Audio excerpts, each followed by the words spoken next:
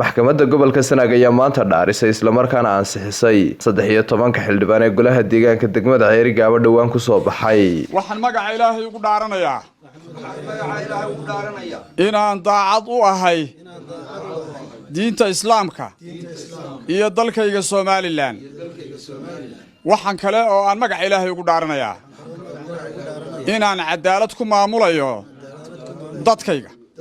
intaasi kadib waxay golaha deegaanku maayir u doorteen Ismaaciil Xaaji Nuur oo ka soo baxay xisbiga wadani kaasi oo 11 mudan ay gacanta u taagtay halka maayir ku xigeenkana loo doortay Cabdiraxmaan Maxamuud Maxamed Cabdiraxmaan Gaadhijiid oo ka soo baxay xisbiga Uciid oo isagana 11 cod loogu gacan taagay.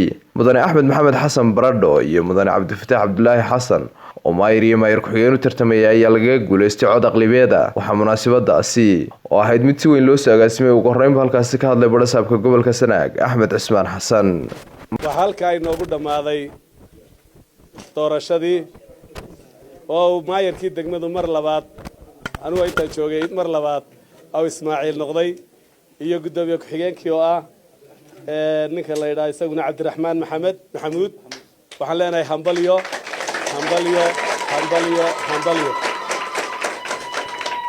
waa u hambalyeynaa runtii waxa weeye waxaan u arkaa culays qof maanta xaaladan maanta taagan xil loo dhiibay culayskiisu leeyahay. maayirka cusub Ismaaciil Xaaji Nuur iyo maayir ku xigeenkiisa Cabdi Gaadhijiid oo dhinacooda halkaasi ka hadlay ayaa u mahadceliyay golaha doortay.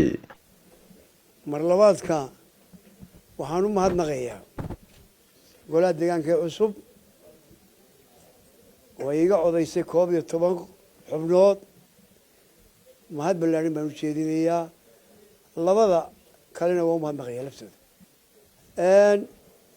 waxaan leeyahay golaha hawl baa inoo taalla, hawla waa la soo qabtay. Ceerigaabona way joogtaa, waanayna dhegaysanaysaa, waanayna eegaysaa. halka maanta degmadu joogto waxaan rajaynayaa 13 xubnood inaad noqotaan kuwii ka sii qaadaya ilaa iyo halka ugu dambaysa horumar gaadhsiinaya. sidaa ayaa inoo ballana aan idinku hogaaminayaa ummadeenna shacbigeennana aynu ugu shaqaynaynaa. shacbigeenna waa mahadsan yahay. aad baan ugu mahadnaqayaa awalan alxamdulilah rabbil caalamiin. ilaahay baa mahad leh. xildhibaanada ay doortay iyo kuwii ka sii horeeyay iyo guddoonka cadaaladda dhammaantoodba aad baan ugu mahadnaqayaa. madaxweynaha qarankana doorashadii uu ku guuleystay ee uu isagu hirgeliyay midnaanteeda koowaad noqlahaana aad baan ugu mahadnaqayaa.